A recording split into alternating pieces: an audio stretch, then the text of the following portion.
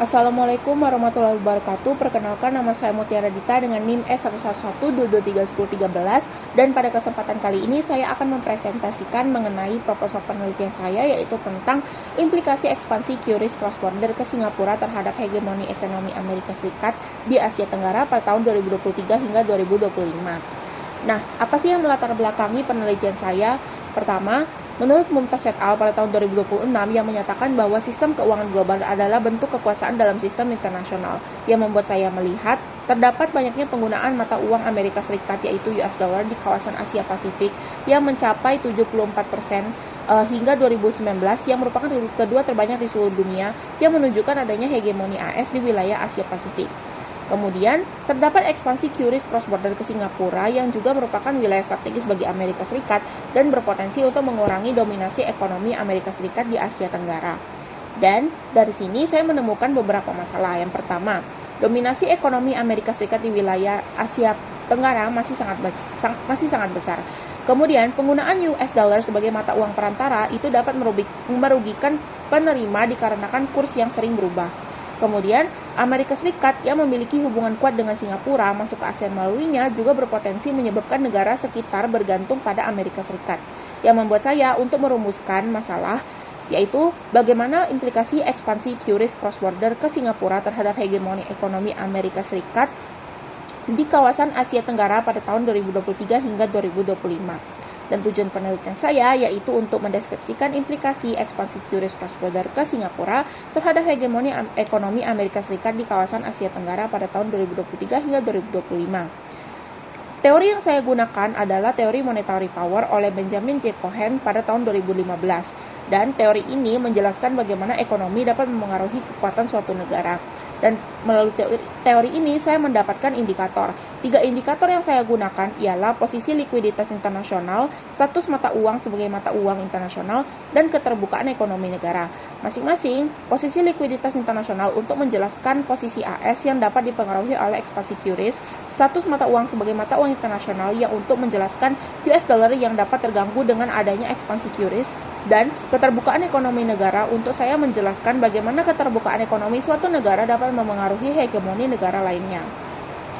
Masuk ke konsep yang saya gunakan ialah konsep balance of power dari Joseph Nye pada tahun 2024. Kenapa yang terbaru ini? Dikarenakan teori balance of power oleh Kenneth Waltz sudah terlalu lama dan pada tahun 1979 yang masih membahas bagaimana balance of power ini terkait dengan militer. Sedangkan pada saat ini beberapa aspek di dunia sudah banyak berubah dan tidak hanya militer saja.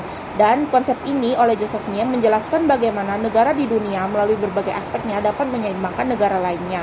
Dan konsep ini akan saya gunakan untuk menjelaskan bagaimana hegemoni Amerika Serikat dapat diseimbangkan oleh negara lainnya.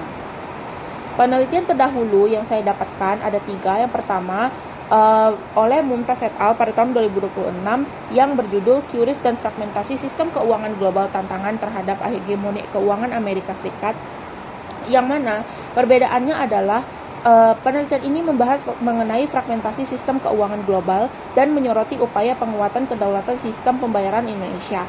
Sedangkan persamaannya ialah dengan penelitian ini membahas QRIS sebagai inovasi sistem pembayaran digital, melihat QRIS sebagai konteks dinamika dalam sistem keuangan global, dan membahas potensi QRIS dalam mengurangi ketergantungan dengan dolar Amerika Serikat. Kemudian QRIS Cross-Border as Digital Financial Inclusion Acceleration in Southeast Asia oleh Astal Amar dan Maritza Ramadhani pada tahun 2023. Yang mana perbedaannya, penelitian ini lebih menekankan pada efisiensi transaksi digital dan peningkatan inklusi keuangan di Asia Tenggara dan membahas manfaat praktis QRIS. Sedangkan persamaannya dengan penelitian saya ialah terdapat implementasi QRIS cross-border yang dibahas dan berlokasi di Asia Tenggara dengan peran QRIS dalam memperkuat kerjasama ekonomi regional dan juga QRIS sebagai inovasi sistem pembayaran digital yang berpotensi memengaruhi dinamika transaksi ekonomi lintas negara. Kemudian, terdapat the implications of QRIS cross-border for the digital economic sovereignty of Indonesia in Southeast Asia oleh Julang Aryo Winolto, Komanggita Meiliana, dan Unegbu Ekene Kelvin pada tahun 2026, yang mana penelitian ini lebih membahas terkait kedaulatan ekonomi digital Indonesia dan strategi di Asia Tenggara, dan juga menyoroti QRIS sebagai bentuk economic statecraft di Indonesia. Dan persamaannya adalah penelitian ini juga membahas mengenai implementasi QRIS cross border di Asia Tenggara dan melihat QRIS sebagai instrumen strategis untuk memperkuat posisi Indonesia dalam ekonomi digital regional serta berpotensi mengurangi ketergantungan terhadap mata uang Amerika Serikat yaitu US dollar. Masuk ke alur pikir penelitian dengan judul saya, yakni implikasi ekspansi QRIS cross border ke Singapura terhadap hegemoni ekonomi Amerika Serikat di Asia Tenggara pada tahun 2023 hingga 2025 dengan identifikasi masalah seperti berikut yang sudah saya jelaskan sebelumnya, kemudian dengan rumusan masalah mengenai bagaimana implikasi ekspansi QRIS cross border ke Singapura terhadap hegemoni ekonomi Amerika Serikat di kawasan Asia Tenggara pada tahun 2023 hingga 2025 dengan teori monetary power dengan 3 indikator yang akan saya gunakan, yakni posisi likuiditas internasional, status mata uang sebagai mata uang internasional, dan keterbukaan ekonomi negara, yang membuat saya untuk ingin menghasilkan output berupa mendeskripsikan implikasi dari ekspansi QRIS cross border ke Singapura terhadap hegemoni ekonomi Amerika Serikat di Asia Tenggara selama tahun 2023 hingga 2025 melalui konsep balance of power dan teori monetary power.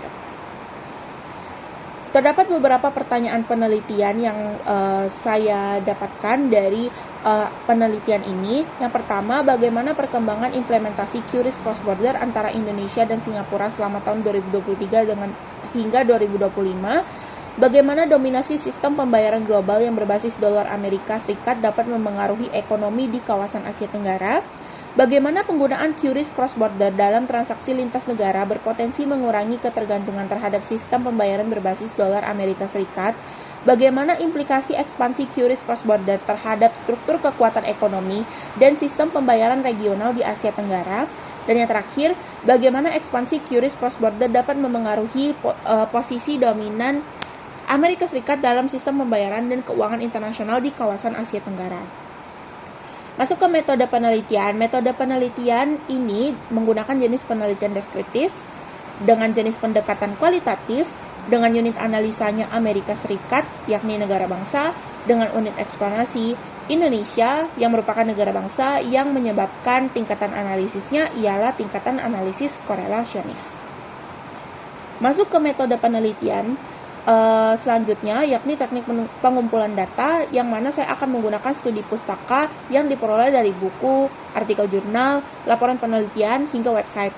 Dan teknik analisis datanya ialah triangulasi sumber yang akan saya lakukan dengan reduksi data, penyajian data, analisis, dan kemudian menarik kesimpulannya.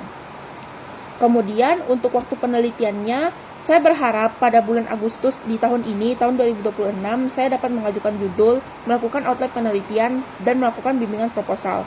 Dengan proposal penelitiannya jadi di bulan September dan seminarnya di bulan tersebut juga. Kemudian penelitiannya saya akan lanjutkan pada bulan Oktober hingga Desember, dan penyusunan skripsi selama kurang lebih 4 hingga 5 bulan, yakni dari November hingga Maret. Dan saya akan lakukan bimbingan seiring berjalannya waktu hingga bulan April dan ujiannya pada bulan tersebut juga, yakni pada bulan April, dan perbaikan skripsi pada bulan Mei.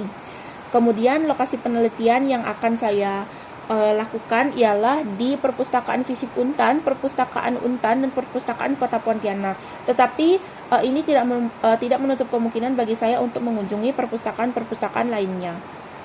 Baik, sekian presentasi dari saya mengenai proposal penelitian saya. Sekian, wassalamualaikum warahmatullahi wabarakatuh.